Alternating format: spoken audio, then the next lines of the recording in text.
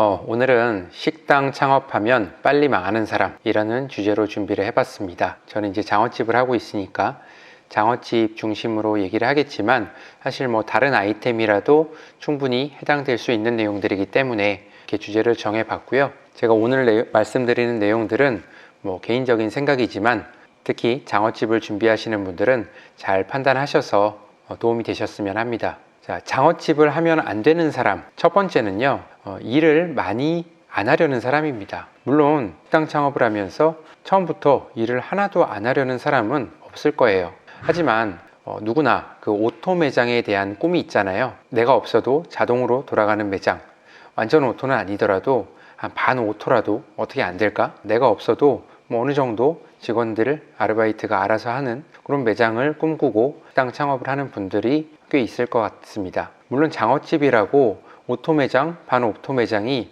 안 되는 건 아닐 거예요. 충분히 가능하다고 봅니다. 다만 사장이 꼭 해야 될 일들이 있다고 생각하거든요. 특히 초보 창업자일수록 처음 오픈했을 때는 더 중요하겠죠. 음식에 대한 컨트롤이 필요한데요. 특히 장어는 생물이잖아요. 맛이 항상 일정한 게 아니라 항상 다릅니다.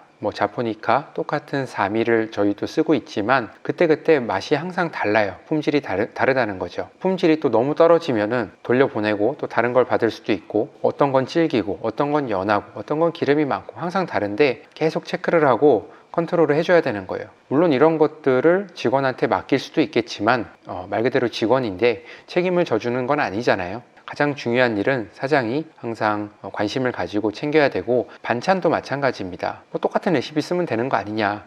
근데 반찬도 그때마다 재료가 또 달라지는 거죠. 예를 들어서 저희가 백김치를 만드는데 배추를 가지고 만들잖아요. 근데 배추가 여름 배추, 겨울 배추 같을 수 있나요? 완전히 다르거든요. 그리고 소금도 항상 같은 소금을 쓴다고 해도 또 맛이 다르고요. 계절에 따라서 얼마큼 소금을 넣고 이제 절여야 되는지, 얼마큼 이따 냉장고에 넣어야 되는지, 그거에 따라서 계속 맛이 달라지는데 최소한의 범위 내에서 이제 유지될 수 있도록 계속 컨트롤을 해줘야 되는 거죠. 그리고 장어집에서는 테이블 단가가 높다 보니까 손님을 응대하는 것도 좀 신경을 많이 써줘야 됩니다. 저희처럼 이제 테이블 몇 개 안 되고 단가도 조금 높고 하면은 손님들이 불편하지 않도록 온도 조절, 습도 조절 불편하지 않도록 직원이 물론 잘할 수도 있겠으나 잘 챙기지 못할 수 있잖아요. 그런 부분들을 계속 신경을 써주고, 그래서 처음부터 일을 많이 안 하려는 사람, 이런 분들은 장어집 창업에는 조금 어울리지 않다고 봅니다. 아이템에 따라서 일을 많이 하지 않고 아르바이트만 써서도 목 좋은 곳에서 되게 단순한 제품을 판다면, 다 만들어진 걸 판다면 잘 될 수도 있겠죠. 하지만 장어는 그런 아이템이 아니라고 보고요. 주방, 홀, 마케팅 모든 일을 사장이 다 알고 있고 할 줄 알고 익숙해진 상태에서 그런 생각들을 해볼 수 있을 것 같고요. 사계절을 최소한 2바퀴 정도, 2년 정도를 지나고 나서 생각해 볼 수 있지 않을까 합니다. 처음부터 그냥 카운터에서 돈 세고 조금 일 도와주면서 사람 써서 하면 되지 하는 사람들은 장어집 창업에 어울리지 않다라고 생각합니다. 자, 두 번째는요, 장어집 하면 안 되는 사람, 빠른 결과를 원하는 사람이에요. 누구나 빠른 성과를 내서 매출을 올리고 순이익을 올리고 싶겠죠. 그렇게 되는 업종도 있겠죠. 아이템도 목 좋은 곳에서 자주 먹는 음식 이런 걸로 빠르게 매출을 올릴 수도 있을 거예요. 몇 달 만에 3천, 4천, 5천. 근데 장어집은 자주 먹는 아이템이 아니에요. 두세 달에 한 번 와도 좋아하는 사람이나 그 정도 오지, 그렇게 자주 오지 않고요.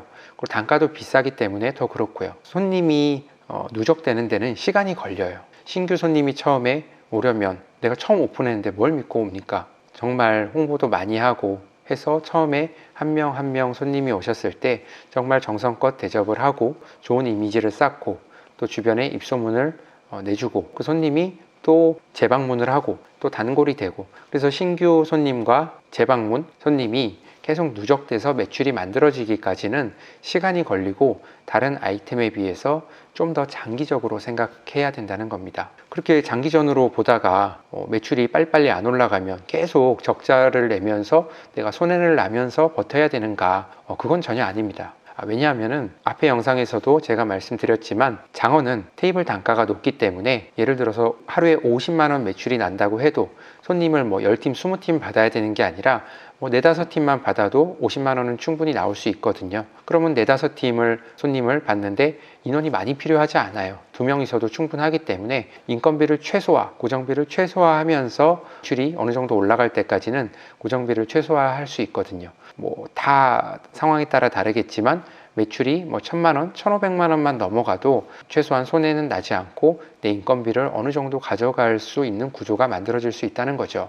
그래서 다른 아이템에 비해서 똑같은 매출에서도 순이익을 더 확보할 수 있는 아이템이기 때문에 손님이 누적될 때까지 차근차근 쌓아가는 게 필요하고, 빠른 결과보다는 조금 더 장기적으로 보고 해야 되는 창업 아이템이라고 생각합니다. 그래서 너무 빠른 성과를 원하는 사람은 장어집 창업에 별로 어울리지 않다라고 생각합니다.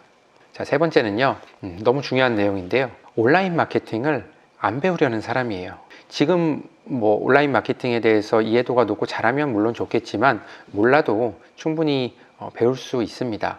뭐 나이가 많으셔도 50, 60 넘으셔도 충분히 배울 수 있는 범위예요. 제가 생각했을 때는. 장어집은요, 길 가다가 장어집 간판 보고 우리 저기 먹으러 갈까? 그래서 바로 들어가는 아이템이 아니에요. 그런 손님은 거의 없다고 봐야 돼요. 지나가다가 장어집 간판을 봤으면 여기 장어집 생겼네 이렇게 하고 기억해 놓다가 나중에 장어를 먹으러 갈 때 그 집을 생각해서 갈 수는 있겠지만, 그날 그 자리에서 즉시 결정해서 가기에는 또 단가도 비싸고 하기 때문에 미리 작정을 하고 간다는 거죠. 동네 장사만 가지고는 한계가 있고요. 1차 상권에서는 상권을 확장하는 것이 필수인 아이템이에요. 2차, 3차, 2차 상권이라는 건 좀 내 옆 동네, 그리고 3차 상권은 저기 멀리 있는 다른 동네에서도 올 수 있다는 거예요. 근데 장어집은 처음부터 상권 확장을 생각을 해야 되고, 근데 2차, 3차 상권에서 우리 가게를 알리려면 어떻게 알리나요? 가서 뭐 전단지 뿌려서 알리나요? 그건 말이 안 되고, 결국엔 온라인에서 우리 가게를 많이 노출을 시켜야 되는 거예요.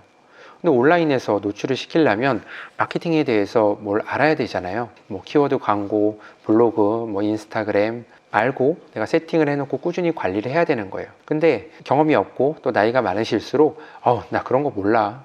나 지금 바빠서 그러한 거 할 시간 없어.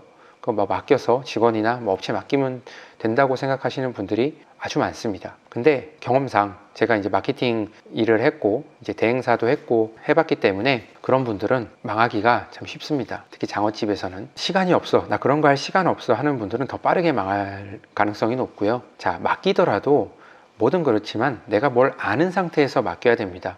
이게 뭐 맡겨서 효과가 있는 건지 성과가 있는 건지 뭘 요청해야 되는지 결과가 이게 뭔지 아무것도 모르면은 돈을 쓴들 아무 소용이 없어요. 그런 사장님들은 뭐 식당이건 뭐 어디건 마케팅 대행사나 입장에서는 완전 호구예요. 뭐 처음에는 좀 모르더라도 하나하나 계속 배워서 내가 하겠다는 생각을 가지고 그런 자세를 가지고 있어야만 되고요. 가장 추천하는 거는 가게를 오픈하기 전에 마케팅에 대해서 미리 해볼 수 있는 건 다 해보고 좀 지식이 쌓인 상태에서 창업을 하는 것이, 오픈을 하는 것이 중요하다고 생각해요. 그때 가서 오픈하고 뭘 하려 그러면 챙길 게 너무 많기 때문에 못 챙깁니다.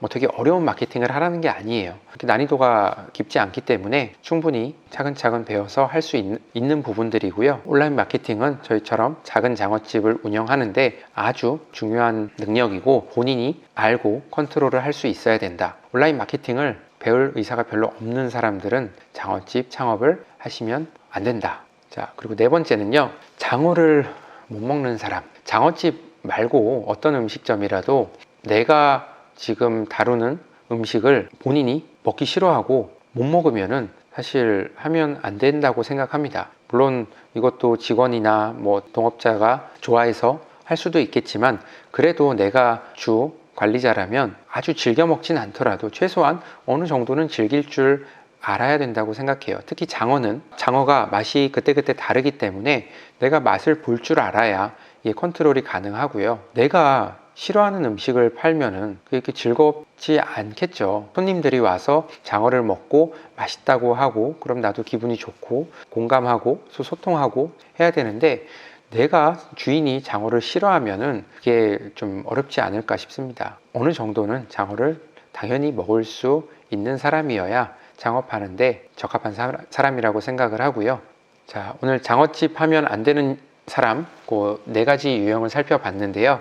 여기에 하나라도 해당이 된다면은 장어집 창업은 좀 신중하게, 심각하게 고려를 해보시기를 추천합니다. 그러나 이 모든 부분에도 불구하고 내가 만약에 돈이 아주 많다거나 아니면 장사의 경험이 아주 많다면은 여기에 좀 해당이 되더라도 뭐 큰 문제가 없을 수 있겠죠. 하지만 지금 하는 얘기들은 그런 분들을 대상으로 하는 얘기가 아니라 생계형 창업자들을 대상으로 제가 드리는 내용이기 때문에 한번 잘 고민해 보시고 도움이 되셨으면 합니다. 오늘은 여기까지 하고요. 제가 장어집 창업과 장사에 대한 컨텐츠를 제작하는데 구독과 좋아요 눌러주시면 큰 힘이 되겠습니다. 감사합니다.